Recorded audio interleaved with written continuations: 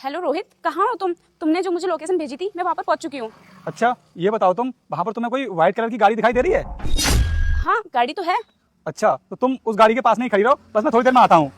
हाँ ठीक है, मैं यहीं पर तुम्हारा वेट कर रही हूँ, तुम आराम से आ जाओ। ठीक है।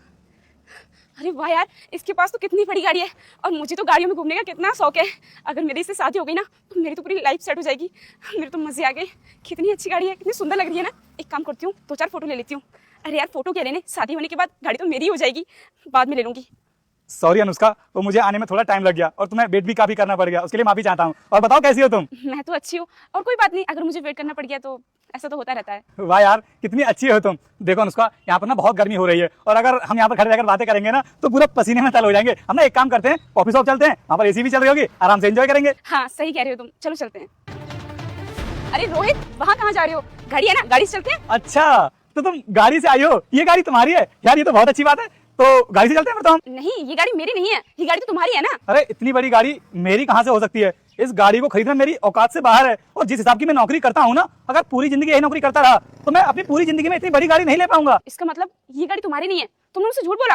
वो कितना अमीर है, कितना पैसा है उसके पास, कितनी अच्छी गाड़ी है। शादी होने के बाद मैं आराम से जिंदगी काटूंगी, किसी भी चीज की दिक्कत नहीं होगी मुझे, और इस गाड़ी में लॉन्ग ड्राइव पर जाऊंगी। लेकिन मुझे तुम्हारी औकात में डिफरेंस साफ साफ दिखाई दे रहा है कि मैंने सोचा क्या था और तुम निकले क्या हो। अनुष्का तुम ऐसा क्यों बोल रही हो? तुम्हारी औकात के हिसाब से बिल्कुल सही बोल रही हूँ मैं। अगर मुझे पहले पता होता ना कि तुम गरीब हो तो तुमसे मिलने के लिए कभी नहीं आती मैं। अब तुम जाओ यहाँ से, मुझे तुमसे बात ही नहीं करनी है। अरे तुम मुझे इस तरह जाने के लिए क्यों बोल रही हो? हम तो एक दूसरे से कितना प्यार करते हैं और देखो आज हमारी पहली मुलाकात है, और अगर पहली मुलाकात पर ही तुम इस तरीके से बिहेव करोगी तो मुझे अच्छा नहीं लगेगा। हम एक काम करते हैं, रोड से ऑटो पकड़ लेते हैं, ऑटो से चलेंगे हम लोग। क्या कहा तुमने? मैं ऑटो से जाऊंगी? अरे ऑटो से तो मेरी जूती भी ना जाए। प्लीज यार तुम इस तरह से रिएक्ट मत करो। और अगर हम एक दूसरे से बात नहीं करेंगे तो फिर समझेंगे कैसे? क्योंकि शादी से पहले बात करना भी तो जरूरी होता है। तो इसलिए मैं तुमसे कह रहा हूँ कि हम लोग कॉफी शॉप में चलकर बात कर लेते हैं, क्योंकि अनुष्का हमारे फैमिली वालों की भी तो बात हो रखी है। अगर तुम इस तरह से मुझसे बात हे बेटा, तुझे दुर्गा माँ की कसम, तू इस वीडियो को लाइक और चैनल को सब्सक्राइब कर दे। मैं तुझे कभी नहीं भूलूंगी और तेरी सारी मनोकामनाएं पूरी कर दूंगी।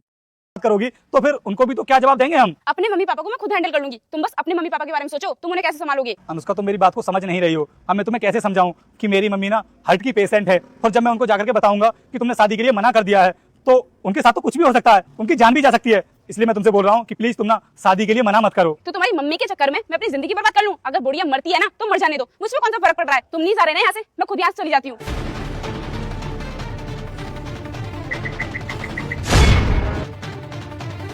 रोहित, ये गाड़ी तुम्हारी है क्या? हाँ ये मेरी ही गाड़ी है। फिर तुमने मुझसे झूठ क्यों बोला कि ये गाड़ी तुम्हारी नहीं है? वो मैंने तुमसे झूठ इसलिए बोला था क्योंकि मैंने तुम्हारा टेस्ट ले रहा था। टेस्ट? कैसे टेस्ट? क्योंकि मैं जानना चाहता था कि जिस लड़की से मेरी शादी होने वाली है वो सच में मुझसे प्यार करती है या फिर मेरे पैसों के लिए मुझसे शादी करना चाहती है। लेकिन अनुष्का आज ये सब देख करके ना मुझे बड़ा दुख हुआ।